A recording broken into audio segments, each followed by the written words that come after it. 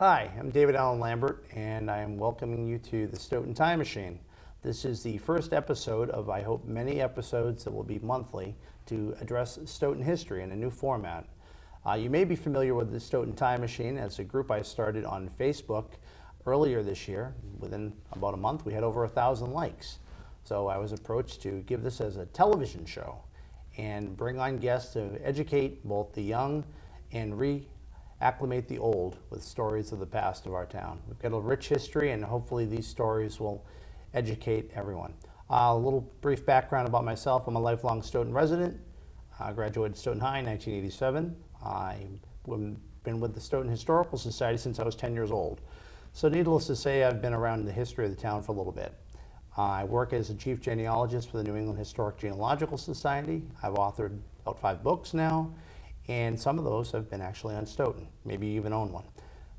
What I like to do on Stoughton history is to bring it to people in a way that educates them but also entertains. So the visual is always a wonderful thing. So part of the show is you'll see maybe video clips, on-spot locations, and in some cases original old photographs like tonight. Tonight's episode is going to be fun. The month of September 1938 actually marks the 75th anniversary of the hurricane of 1938, which hit Stoughton, and we're lucky tonight to have 2 Stoughton residents, lifelong residents, with us to discuss that. And then we're going to talk about something near and dear to my heart, and hopefully yours, the Stoughton State Theater, which has been an icon in the center of Stoughton since 1927. Hi. Well, now I'd like to actually introduce my guest. On my left, I have Evelyn DeVito-Callanan, who has been a lifelong Stoughton resident, and her brother, Joseph DeVito, also a longtime Stoughton resident and a World War II veteran. Both of them survived the hurricane of 1938. Now, probably a lot of you watching may have not heard of what the hurricane of 38 was, so I thought I'd bring you up to speed a little bit with that. First off, I'd like to show you an image of the Stoughton Variety Store, which was opened in, I believe, 1923? 1926. 1926. 1926. And that is still located at the corner of Canton Street and School Street in Stoughton, across from the Immaculate Conception. You've probably seen it as many names. Evelyn's family and Joe's family had it in the family right through till when you closed the store. And Yeah, we sold it in 1997. We took over in 1972 from my uncle, who previously had taken it over from my dad, so it was in the family over 60 years. Yeah. Before we sold it in 1972. I remember the Shamrock every time. We went in 72. We sold it in 1997. There we go. Yeah. Yeah. Now, Joe, obviously you worked in that store besides your dad's other store. Absolutely. I was too young to work in the liquor store, so I was designated to work and get my training at the variety store under my Uncle Al. And he did a great job training me and making sure I put the dollar bills in the right slot. There we go. The coins from left to right and so on and so forth. So Excellent. I got my education in retailing from my uncle. And it's something you don't see in small towns now, these small family stores, which were such dotted part of the landscape of New England for so long. When we closed in 97, when we first started in 72, your supermarkets weren't open 24 hours a day, and your pharmacies, per se, did not sell bread and groceries and milk and all the things that we little people sold on the corner. That's true. That's true. And we had to settle our hours a little bit differently too. And of course, on Sunday, the blue laws were in effect, so we were the only ones that would be open on Sunday. So that's true. the supermarkets were only open one night a week, Friday night. Wow. And the rest of the week they closed at 5 or 6 o'clock. And they were closed on Sunday. So, I do remember that. So it was the little stores that were able to make a living. Mm-hmm. And this little store near me is still open, which is Andy's Market up on Plain Street. Right. Well, let's cut to the 1938 news. Actually, it's a little tough to see this, but the headlines is thousands of dollars of damage here, which was a very common title in most of the newspapers in Stoughton, as well as the neighboring town. The Stoughton News Sentinel headlines are from September 22nd, 1938, the day after the hurricane, which struck on Wednesday. Let me give you a little bit of a news flash from back then. 6 injured in Stoughton. Stoughton today, Thursday, began to dig itself out under the debris of fallen trees, poles, wires, roofs, and glass left in the wake of a wild hurricane that swept across New England Wednesday night, leaving a cross of dead and injured, millions of dollars of damage, and thousands of homeless. In Stoughton, which was fortunate to feel only the tail end of the storm, the wind velocity reached a maximum of 75 to 80 miles an hour as compared to the 100-mile-an-hour gale that hit Boston, Providence, and less fortunate cities and towns. The heavy gale struck Stoughton in its full intensity at 5:15 p.m. and continued raging for 1 hours, a full coming in about 8:30 at night, so the storm sort of lulled down. The town was thrown into darkness with the cutting off of the electrical power for a period of several hours. Stoughton was isolated except for battery radios or automobile radios and communications with neighboring towns and cities. Throughout the neighboring towns and cities, the blackness was often saw. The square itself was only lit by flashlights. Glimmering across, the moving figures were seen waiting as they were cutting through the road and as the wind roared. About them sometimes driving in spurts of rain. Above, the Norfolk County Trust Company shone the lights from the telephone offices, the only lights in town. The drugstores and the restaurants used candles that bravely tried to shed some light upon the customers, some of whom were unable to eat at home because of lack of electrical current. Others congregated in cars in the square, listening to the radios and sending out SOS calls and warnings from less fortunate towns and cities nearby. Drugstores did a rushing business in the flashlight trade, and 10-cent stores remained open to sell candles. Candles by 9 p.m. were at a premium. The heavy plate glass windows at George's Lunch in the square were smashed by the heavy winds, and the establishment was closed by being carefully guarded. However, less looters helped themselves. Pearl Street, Canton Street, Porter Street, parts of Pleasant and Seaver Street were closed to traffic which constantly moved through the town. And as you can see in some of the photographs that we have, these are going to be images of Stoughton taken by John C. Stiles, noted Stoughton historian, photographer, postmaster, and World War II veteran. So if we could bring up the first image.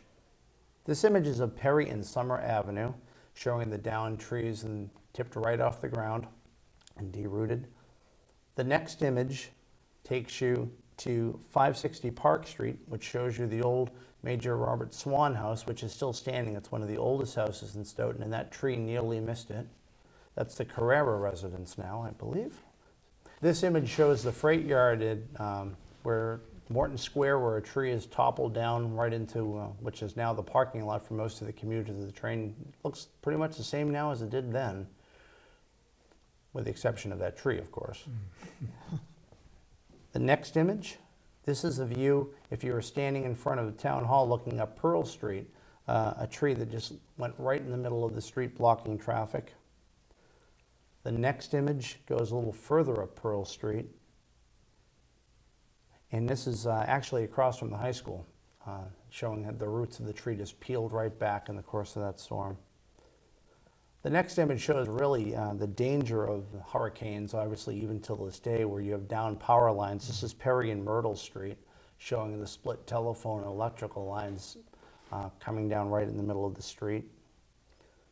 The next image takes you another part of town. This is Porter Street, looking up towards the Shawmut Mill, the old Stoughton factory, and the boarding house, which is still there to the right. And the factory now stands where Fraga's Market is.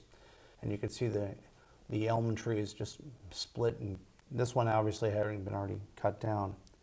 Houses were also hit with damage. The next image is of 16 Union Street. It's a little distorted on the image here, but the top of the house is hit and the roof is kind of collapsed in.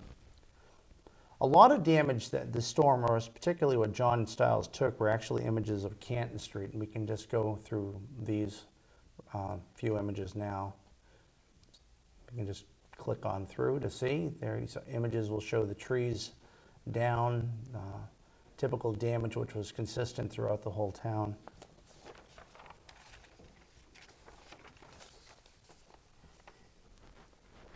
It's amazing to think the lumber business must have been in full force gathering up all the trees here. They're just ancient trees just toppled like, coming down.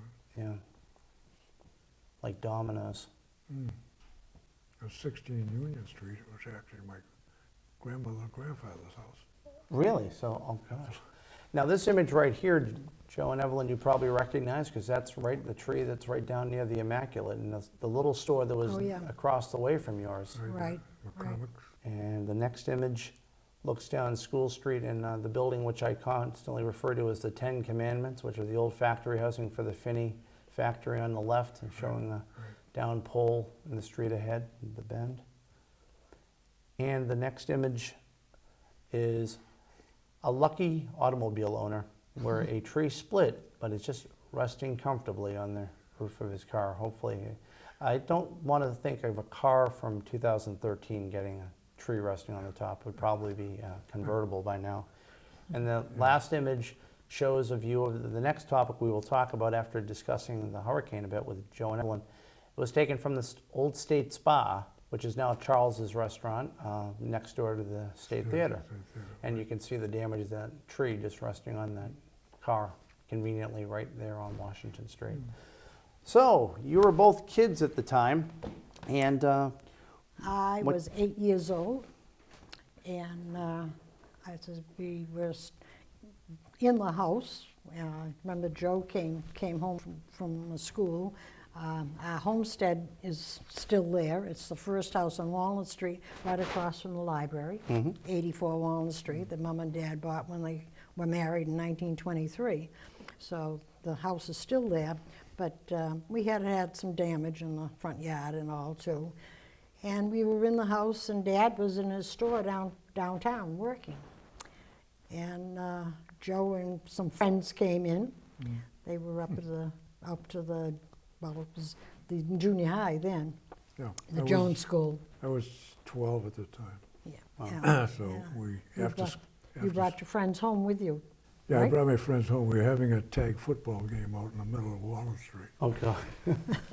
Of course, in those days you could do it because most of the traffic was local. Sure. They're coming down the street, they saw us, they tooted the horn. We got out of the street and then we got back in and continued our game. So that day, I was a quarterback, and a couple of my buddies, I said, we're gonna have a pass play, and I said, I want you to go out about 10 yards and crisscross, and I'll try to hit one of you with a pass.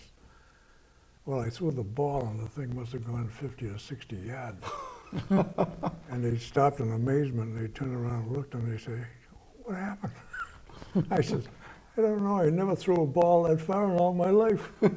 Well, it was because what had happened was that all of a sudden it was an eerie silence, dead calm, and with a yellowish tinge to the horizon, and it was very strange.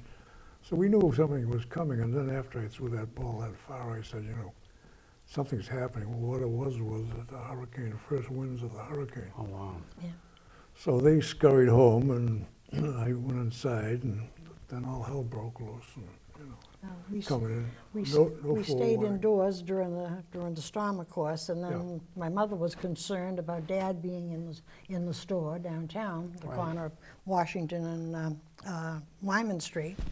So after it calmed down a little bit, she got us all in our rain gear, and we went down we walked down Walnut Street and Park Street to the store. The telephone service was out, of course. Sure. So we couldn't call. We did have a telephone. Our number was 7W. It was a two-party line. People across the street was 7M. Gosh. So that was, But anyway, we got down to the store then to make sure that Dad was still in the store. And I guess I don't remember how much damage there had been to the building. Do you? well, the building itself, I don't think was damaged. Yeah. It's sort of cosmetic, shingles coming off and things like that. But I can remember A that.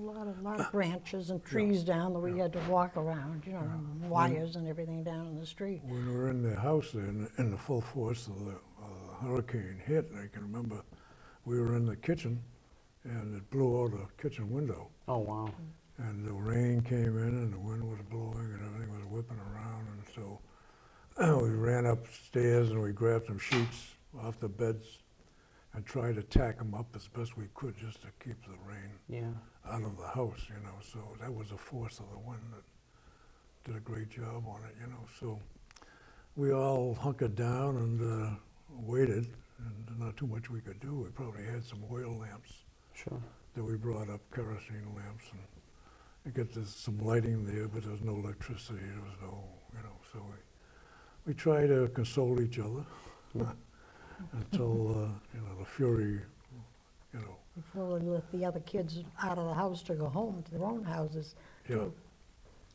Which was a couple of hours anyway. Yeah, You know, we were in the store before we took off to walk downtown. Were the So- schools closed for a couple of days after that, Oh, or for a yeah. while? Yeah, Yeah. yeah. it's that true. was, Yeah. then I can remember the massive tree down by the Norfolk County Trust. I think you had mentioned that one. Yeah, that was the picture of the, Across from the, what is now the Historical Society, was a library back then. yeah. And it was enormous. And, you know, and of course, at that time, Park Street was ringed with elm trees. Mm-hmm. Gorgeous, gorgeous, stately elm trees all the way up Park Street. And a lot of the ones that came down were the elms, and then, of course, later on, the Dutch elm disease Wipe those out. took care of the rest of them. But there was you know, destruction everywhere, and no forewarning at all, no news broadcasts about the impending hurricane, no satellites up then. It's true. So, Well, I was surprised today when I found this booklet that my mother had purchased for 75 cents from the Brockton Enterprise with 700 pictures in it Wow. from all the hurricane. But one thing that struck me when I was rereading it was that the last hurricane that had struck New England was September 23rd in 1815. So that's quite a span of years before we hit another hurricane. And I'm sorry, folks, I tried my hardest to get a victim or not a victim, but to get a survivor of the 1815 hurricane, but there was no one to be found in Stoughton from that. I can add a historical note, though. The oldest gravestone at Dry Pond Cemetery is the Zechariah Lyons gravestone from 1749. It's split in half and repaired by two pieces of brass because a barn board blew from across the street and split the stone in half. So that's the only storm damage we still have from back that. then. But, Yeah. no survivors. It's just, you know, it's and of course we had the Hurricane Carol years later, and we've had Gloria and many other storms. Well, thank you for your first part of the participation in our inaugural episode of Stoughton Time Machine. But I want you to stay in for just a little bit. We're going to bring two more guests in, and we're going to talk about the State Theater. Okay, our next segment, we're going to talk about Stoughton State Theater. Many of you have probably had some part of your childhood or adult life involved with having gone to the theater, and I thought I'd give you a little bit of an intro, if you will. Being a historian, I like to look at things and remember what was there before. Even though the theater's been there since 1927, it's that little piece of land on Washington and Railroad Avenues had a little bit of history and mystery. If you ever have a memory of an old theater, like the one we have in Stoughton Theater, you may recall when movies were still $1 in recent years, when an average movie locally will cost you almost 10 times that amount now. But some may not consider that an actual bargain. Some of our readers and some of my guests might even remember when the movie in Stoughton Theater offered a full-length movie, a serial, a movie done in chapters for you kids that don't know what a serial is, a cartoon, a newsreel, which is now what we call CNN, or something as simple as a nickel or a dime. All of that entertainment wrapped into one small coin. Times were far different then, and a nickel or a dime went a long way. For you young readers, a newsreel was a way of getting your national and international news. Aside from the radio, the newspapers in the 1950s would change that a little bit. The newsreel was such an important part of your weekly event. In fact, some people, I know that my grandmother's sister would go just for the newsreel, then leave because she didn't want to watch those Hollywood movies. We never think of attending a cinema for late-breaking news today, You just pull out our phone, or check our computer, or read an email. So it's really changed a lot of ways. But what hasn't changed is a passion for this community who want to have a theater, a place that we can remember back to the old days, but also utilize it now for a current generation. At this little corner of history on Railroad Avenue, there was once a building called Atwood Stable. Atwood Stable had a billiard parlor upstairs, and on the first floor were the town offices. And on February 27, 1880, we can pull up the first image in a second, if we can, there was a fire. Now, this structure burnt down. In fact, the fire went all the way from Railroad Avenue to Washington Street to Wyman Street, almost totally destroying the block. But a new building was built. Now, this isn't the 1880 fire. This is a fire that occurred about 47 years later. What basically happened was after Atwood's stable was burnt down, Atwood's Market was built, which is the structure you might see to the right there, and you can see the burnt out remains. This stood until this great fire in 1927, which is kind of ironic. See, this piece of property was recently purchased by the Interstate Theater Corporation to tear this down and to build a new theater, the one that we have there today. Ironically, it burned down. So there's probably some more history to this little fire here, and probably a little bit more digging, but you can actually see in the lower left-hand corner the Brazilian restaurant still stands as it jets off from the Yatanis property right there on Railroad Avenue. You can see the tower to the railroad station off in the distance, and probably you might see some other buildings on Porter Street and Wyman Street in the distance. This fire in 1927 luckily was confined just to the structure and one little small duplex behind it that you can see on the left. I think that is, this is the good news. Stoughton now has its first new playhouse. Now, mind you, this wasn't the first movie theater in Stoughton. If you went down Washington Street to where Monk Street is, where there's the empty spot where there used to be a gas station for a long time, that was the Noyce building, and there actually was a theater there. Stoughton actually used to have silent movies even earlier than that in the auditorium of Town Hall, so that you would go in and you'd watch the silent movies probably as early as the 1900s. So there was some form of entertainment. But on December 8th, 1927, the State Theater opened to the public with much fanfare. And this is the following article from the Stoughton News Sentinel describing it. We can cut to the next image, which will show our new theater, I believe. This is the State Theater with its original marquee, and actually the work above the marquee is quite popular right now because people are going by and haven't seen that in many, many years. It was covered over in the 1960s and was definitely covered by 1973. So you start to see what the old State Theater once looked like back in the day. Now, the article talks a little bit about Stoughton in the Times. Remember, this is right before the Great Depression. And the following is an article that appeared in the Stoughton News Sentinel on December 1927, the week that the theater opened up. Since Stoughton's 200th anniversary, marked changes in business and residential sections in the town have taken place. One of the biggest changes is found in the south end of Stoughton Square, near the banking-based headquarters of the Stoughton Trust Company, and upon the site where the ravages of fire in the early morning less than a year ago threatened the business and residential sections of the town. A slightly more than $100,000 cost theater has been erected.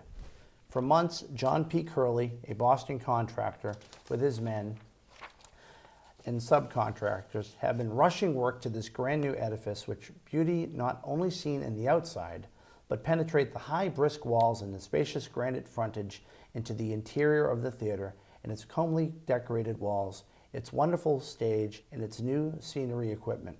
A fine new modern equipment and a fine new modern SD pipe organ with all attachments, and the most comfortable seats available. It has been a model heating plant with fine ventilation, an electric sign at the front and entrance. The new theater has been named the State Theater, and will present daily shows and matinees according to schedules of both moving pictures and vaudeville, and will afford one of the most finest amusement houses in southeastern Massachusetts for people of Stoughton, Northeastern, Randolph, Avon, Canton, Sharon, and other places. Stoughton's new playhouse will be in a blaze of glory in its opening night, when it is expected to be packed to the doors with its full capacity of 1,100 people. A score of more of gorgeous bouquets of flowers from all over the district will deck the stage. Ed Andrews and his Nautical Garden Orchestra will assist in the program for opening night. Here's a trivia question that you can tell people. Do you now will know the first movie ever played at the State Theater? For the opening show, the favorite picture, Smile Brother Smile, will be shown, starring Jack Mulhall and Dorothy McHale. Also a comedy, news on short subjects. On stage will also appear the Revue Les Arts with dancing, comedy, singing, and Farrell and Chadwick, comedy, music, and dancing sketches. Two other big vaudeville acts, the Keith Vaudeville Stars, with a musical orchestra and an organ will make up the opening events of the program. Mr. Harry Glickman of Chelsea is the manager of the theater and will be assisted by the following: John Keane, organist; Walter Jones, operator; Ralph Stevens, stage manager; Miss Bessie Greenberg, cashier; Edward S. Durkee, chief usher. The matinee opens at 2 p.m. The show starts at 2:30. The doors in the evening performances at 6:30, and the show starts at 7. Well, and introduces something that happened 86 years ago, this December, and we're still fighting and working to keep that dream from 1927 alive. So what I'd like to do now is pull up my guest. Also, I just want to mention that besides having my friends here with me for my first show, they're also a contingency of the Historical Society, as Evelyn is our secretary, Joe is our past president and also former Board of Trustees member. But I also have tonight our esteemed president, Dwight McCarron, and our curator, Brian Daly. And I'm the vice president. So needless to say, we're not going to hold a meeting for the Historical Society here unofficially. But we could. But we could. We could. We actually have more people at this meeting than we occasionally have our other meetings, don't we, Dwight? No, I wouldn't say that. Okay. We got a quorum. A quorum for the board meetings, right? Well, this one, let's open this up to Evelyn and Joe.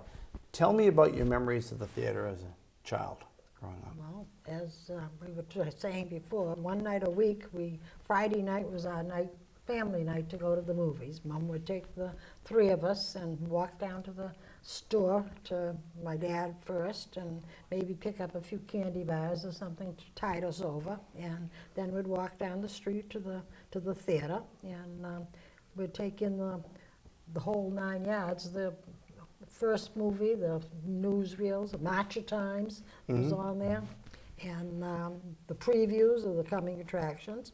But they had Sunday and Monday was one set of movies. Tuesday, Wednesday, and Thursday was the next set, and then Friday and Saturday it changed to a different movie. Yeah, so there's 3 different movies every week.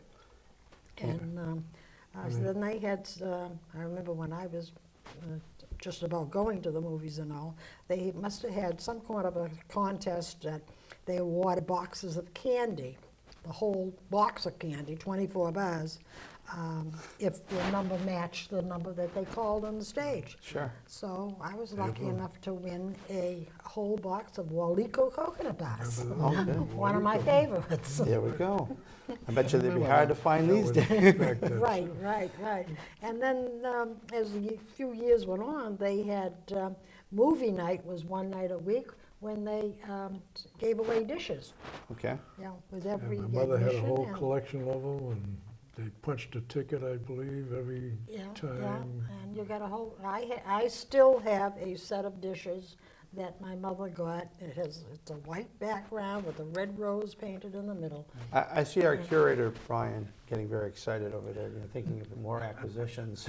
Society. So I have a question. If the movies change 3 times a week, your family, how many times a week would you go to the movies? Well, Usually- I think we only used to go the one night. Yeah, and then I'd go Unless it was the something following extraordinary that afternoon, we wanted to see. Yeah. Later on, when we got older, my mother used to go more regularly by herself. Yeah. While Dad was in the store working on the other corner, she'd go to the movies and then walk back to the store to meet him to go home after the movies. But I used to take, the following afternoon, the Saturday afternoons was was my best time because they had a cereal after the movie. Tom Mix. Tom Mix, Yeah. and what was the horse's name? Tony. The horse, yeah, and that was the cowboy westerns at the Oh, yeah. time. And just as you get so excited about the climax of the movie or something, to say continue next week. Yeah. So we'd have to leave and go out into the broad sunshine and go back into reality until the following week Exactly. to find out what happened to Tom Mix. I was always confused when I was a kid. My father would say he would go to the movie for the cereals. I'm like, but why wouldn't you just eat cereal at home? Right. Well, what strikes me from a distance is that it's hard for me to even imagine, and I think for our viewers to imagine, no television, Right, right. Yeah. very internet. few records. The No video entertainment games. was focused into this That's right. this palatial, well, glowing palace, really, the way the lights glowed. I mean, it's hard to imagine the focus of entertainment in a community being on one thing, the way it must have been then. Right. That's right. And so that the way that theater looks special with the lights glowing. One young man found his way home from being lost in Little League by looking down and seeing where the lights were from the state cinema. So just to, it's almost magical, really, for me to look back, and I never experienced it, but to imagine a time, how you folks must have felt. You go there at night and the lights are glowing, and this is Absolutely. your connection to the outside world that we now get through so many different ways. Well, that was our primary source of entertainment. Right. After television, that was, television wasn't even a Yeah. concept at the time. We used to sit home and listen to Jack Armstrong on the radio and Don Winslow with the Navy, and that was entertainment there. And then the movies were the visual Sure, sure. for us. And every Sunday afternoon, we used to leave the dinner table to go into the living room to listen to One Man's Family. There was a serial that was on every single Sunday afternoon. Well, I graduated from Yes. the theater in 1944. That was the only, The high school wouldn't hold the, the high school couldn't hold that many people, and Or this the was town more hall, elaborate, it was more top, classier place to have it. And we used to go marching in with our gowns on both aisles, and Yeah. Do you have a sense of how many years do you think Stoughton High School graduated out of the state well, it theater? had, of Quite course, a it was bit. in the 40s, because Mary, my Mostly in the sister 40s. graduated in 42, and she graduated from there, and I Yeah. graduated in Joe in 44, and I in 48. Yeah, We all- earlier was we the all town hall. graduated Yeah, the town from- hall would hold the earlier but it was, graduation. Well, of we all course, and graduated afterwards from they'd have the the state big, there. the big reception in the lobby, actually, after graduation. Wow, And all the parents would come down from the balconies sure. and greet all the recent graduates, and so it was quite an affair. It was quite a And then the Catholic Church also used that for It did. some religious Sundays- services? Sunday Yeah, Mass. that's Yeah. when the Immaculate Conception was torn down, because the balcony inside the church was Yeah. deemed unsuitable for sitting. Exactly. So they had to finally, that's it, they tore down the whole building. So you could either use the basement, which my mother used to call the bomb shelter, Right.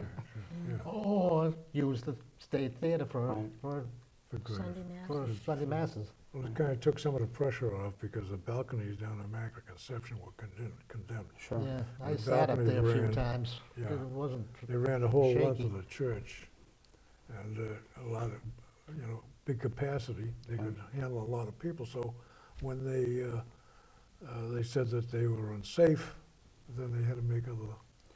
So it's really a proven fact that the theater has served a purpose in Oh, our town absolutely. more so. I mean, graduations for high school students, if you get the memories there, Right. Yeah. served as a Well, house when of the- worship when I was- temporarily. went to in the 50s, of course, television was just kind of getting going. Okay. They were all black and white, and the screens were like, 6 inches.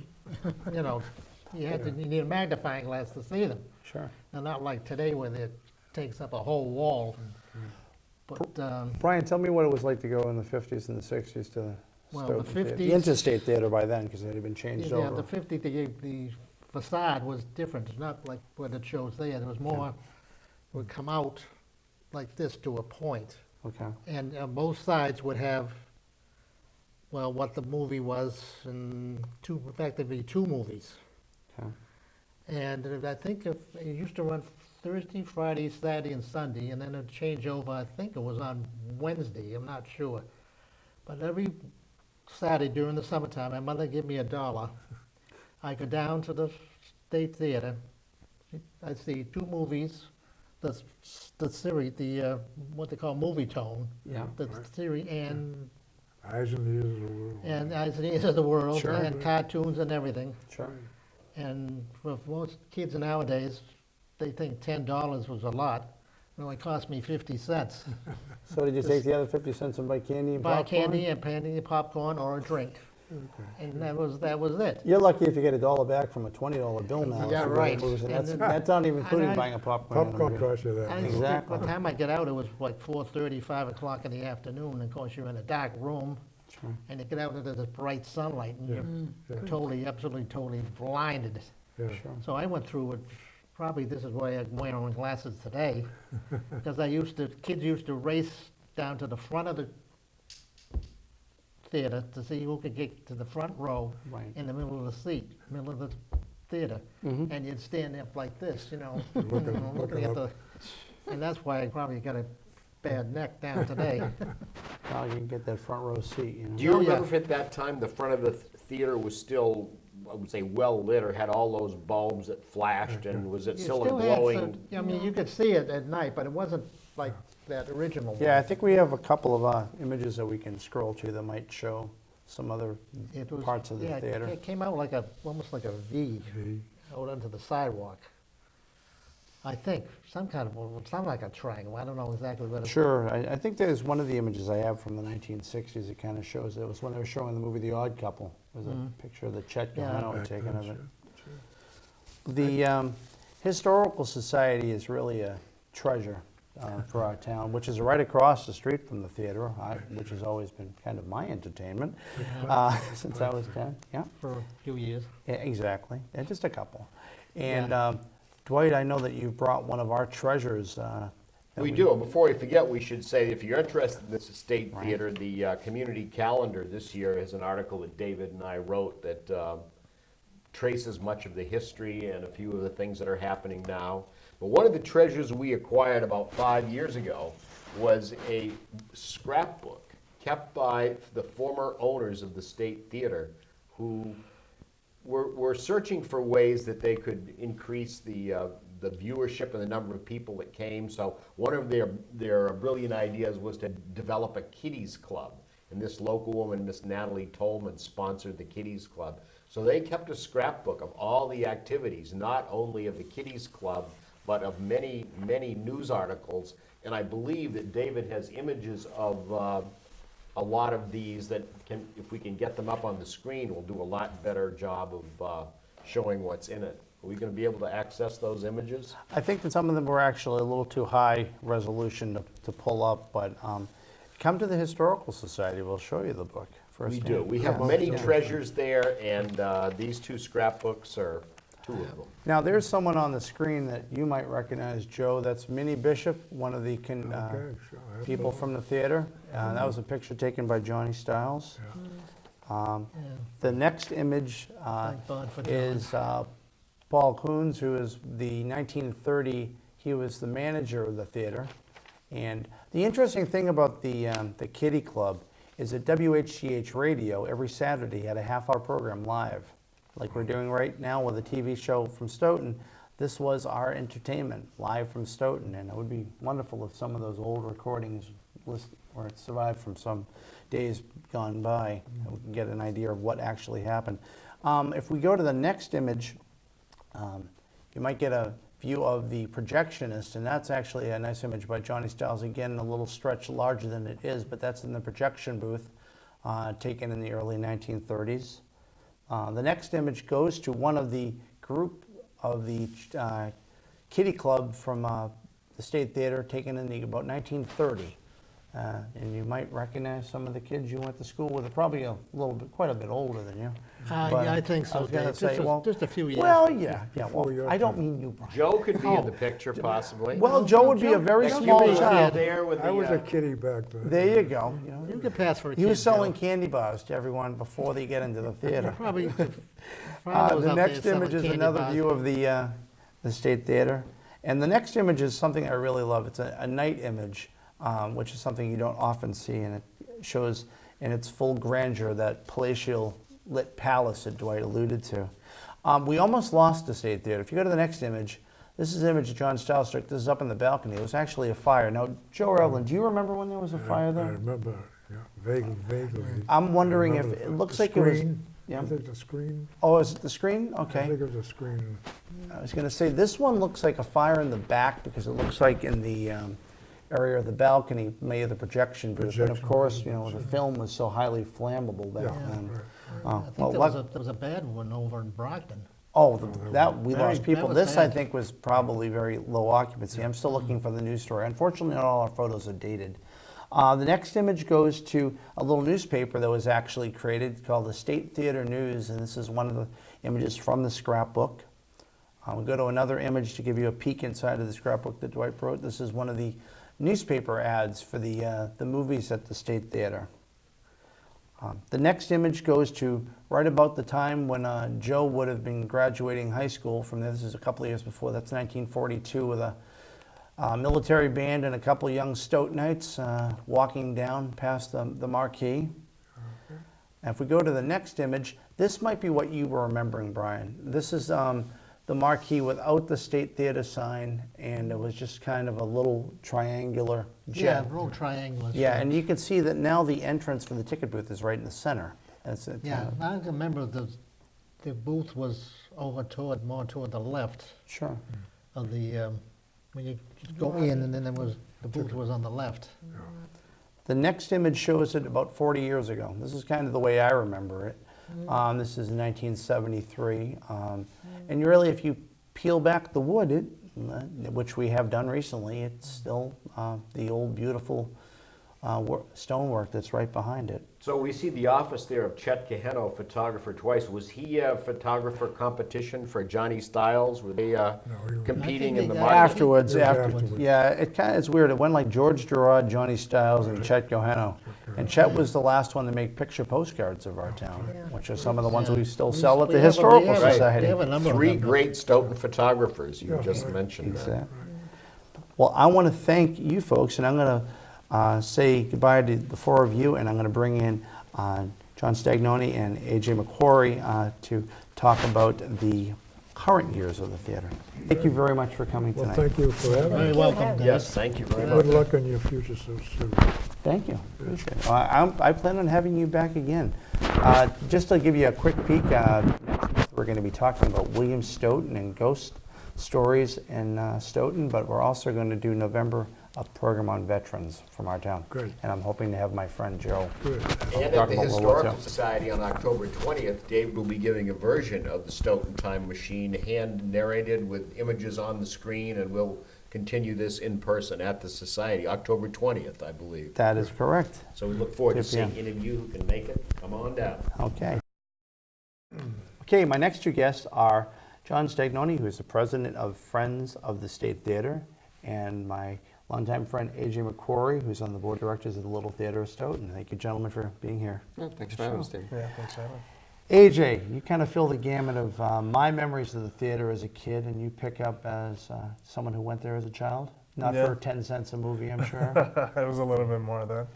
Now, of course, the balcony was closed then, or did you try to sneak up there? I snuck up there. You did? Yeah. Okay. Not with a date or anything like that? Oh, never. Okay. It's a family show, so just alluding to that.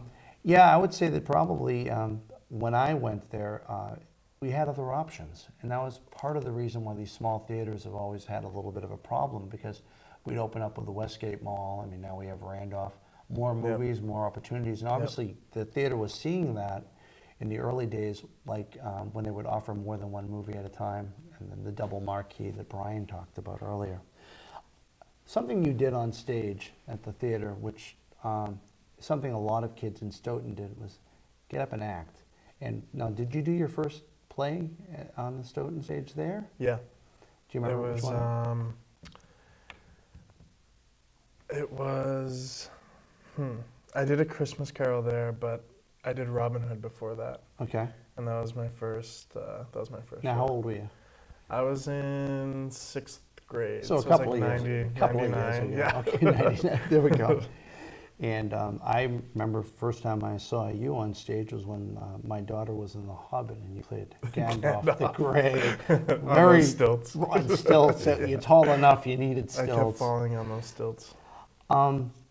And of course, you know, the theater meant a lot to you, and you wanted to keep theater in Stoughton, and you started a company, LTOS, long time theater, and it's in its 56th year right now. Yeah. But you started the Independent Theater Company. Can you Yeah. tell a little bit about that to our viewers? Yeah, I was 18 years old, and I decided to kind of start something new. I've always been entrepreneurial, and that was kind of an outlet for me there. And we did A Streetcar Named Desire at the Really?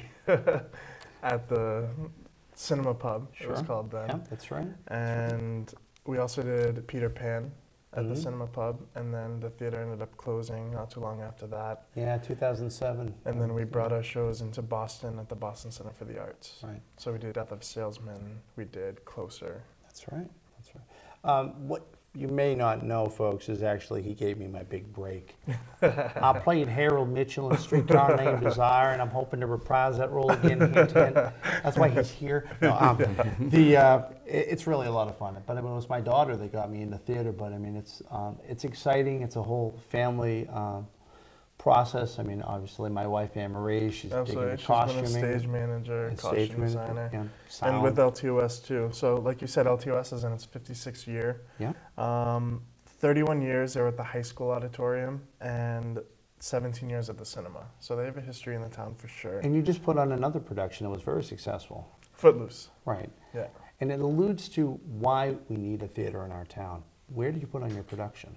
At Randolph, Right. Stetson Hall. Stetson That's what Hall. they got the venue. It was directed by Kelly McGrath. She did a great job with that. And I've the heard show did well. glowing reviews about Yeah. it.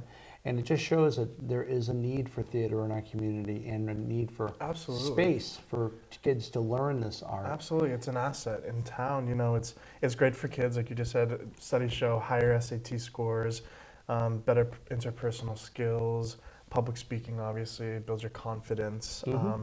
Just generally speaking, a lot of studies show that kids who start in theater at a young age end up becoming more successful as adults. So, it's definitely a need, especially kids with disabilities. It's a good outlet for them to, you know, have their energy going towards something. Exactly. So, It's definitely a positive thing all the way around. Yeah. LTOS is plans for a new show coming in the yeah, works? I'll actually be directing the Christmas show. There's a board meeting going on right now that I'm missing, so we'll We see. are very lucky that you're actually here. Thank you, and very pleased to have you here. Yeah. But of course, having a theater company also helps with having a theater, and this is where I turn to John. Actually, I'm going to pull up that image, if we could, real quick, showing what it looked like in the heyday of AJ and I's great theater career. I think it's a shot of the Streetcar Named Desire. I took it right before, I think it was during a break during rehearsal to get out there, but you may remember it as a cinema pub. Now, to bring you quickly up the speed, it was the Interstate Theater in the 50s, 1983. Selectman Jerry Goulston purchased the theater. It operated under the Entertainment Cinema Licensing Corp. In the 1990s, Mike Harmon rented it and had it till 2007, and that's what you remember the cinema pub, you know, pizza and beer and a movie. I know it was dollar movie night for quite a long time, so even $1 that Brian used to spend was something we could still remember in Stoughton. Stephen Vo purchased it, and then it was pulled out, and now is under a great leadership of Friends of the State Theater to bring it back. And I want to have John tell us a little bit about what you're doing. Thank you, Dave. Yeah, the Friends of the State Theater, we started out as trying to just bring back the theater for the community, Right. realizing its importance to the downtown. As everybody knows, the downtown's kind of fallen apart a little bit over the years due to the economy and a number of other things. But pretty much since the theater or the cinema pub had closed, it seems like things started deteriorating. So we formed a group, and we got a committee together, and my wife and I have formed a nonprofit corporation called the Friends of the State Theater, and right now we're in the process of trying to raise about $2.5 million to renovate the theater and bring it back for all the residents in the community surrounding towns. It's not just for Stoughton. Well, I think with the efforts that you've got going forth, I've seen that door open and you slaving away and working on the stage, and I think that the town really needs to embrace this, especially with the downtown. There's so many people that will say, oh, why doesn't the town do this? Why doesn't the town do it? Well, you and your group are doing this, and the thing that's really important is it's an anchor, and you can build upon that. If you have something like a theater, then you could bring in a bookstore or something like that, or a coffee shop, something that will attract businesses, and it's a good growth for the community, and it's reutilizing something. And so I suppose it's a green way of looking at saving Stoughton as well. Well, yeah, that segues into what comes first, the chicken or the egg type thing. Right.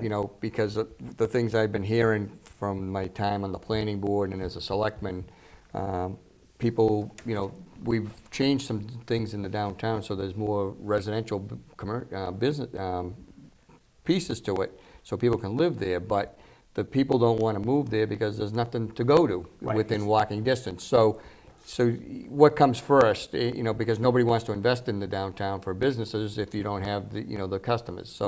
So we're hoping we're going to break through that ice with the theater, and then hopefully that'll transition into some other businesses as well as more residential, and we'll get past that. But that's the ultimate goal. Any fundraisers or anything that people can do now? Go on and support it on Facebook?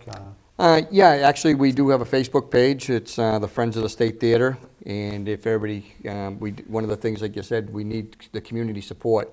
When we file for grants and things, that's one of the things that they're looking for, is how much support is there in the community. Without the support in the community, the likelihood of getting grants and getting backing is going to be a lot harder. So if you're on the internet, you're on Facebook, you find us on Friends of the State Theater. We also have a website, which is statetheater.us. You can go there, and we have a lot of information up there of some people that are supporting us, as well as where you can send a donation if you'd like to contribute and try to help us out. It could be a check that may be made out to the Friends of the State Theater and sent to the South Shore Savings Bank at 1538 Turnpike Street in Stoughton. Excellent. So you can send it directly to them, and they'll deposit it in the account for us. No, I think that preserving a worthwhile past in our town involves getting the theater. AJ, is there anything else that you'd like to add? Yeah, I think as Stoughton folk, we should all be very proud of our theater heritage. You touched upon the history of it. Little Theater Stoughton's been around for 56 years without a break. We've found places to put on shows, whether it's at the Temple in Stoughton or the Knights of Columbus. We put on a show, and Randolph. We're trying to find places, but it's truly a community theater, and not just the Stoughton community, other theaters and other communities as well. In our last show, we've had people from Cambridge, Dorchester, Belmont. So it's a great outlet for everyone. And anyone out there, if you want to help, it's a great opportunity for you as well. Whether you want to help build a set or direct the next show or act on stage, whatever it is, even if you don't have experience, Little Theater is a great outlet for you. So we encourage you to come on board. Well, it's really nice to see the passion that's still alive in this town, both to save it and also to fill the seats. I want to thank you both, gentlemen, for coming to the show. I think we're running out of time tonight, but thank you for being on my inaugural show. I appreciate it. Before the curtains do fall, I want you to know that you can find the Stoughton Time Machine on Facebook by searching on the Stoughton Time Machine. And you can also reach us at thestoughtontimemachine@gmail.com. And perhaps you have a story you'd like to share. Next month, we're hoping to bring to you ghost stories from Stoughton. So if you have a ghost story about your house or something that went bang or boom in the night, let us know. And we're also going to talk about our elusive William Stoughton, the judge of the Salem witchcraft trials where our town was named for. Thank you very much for tuning in, and hope to see you next month.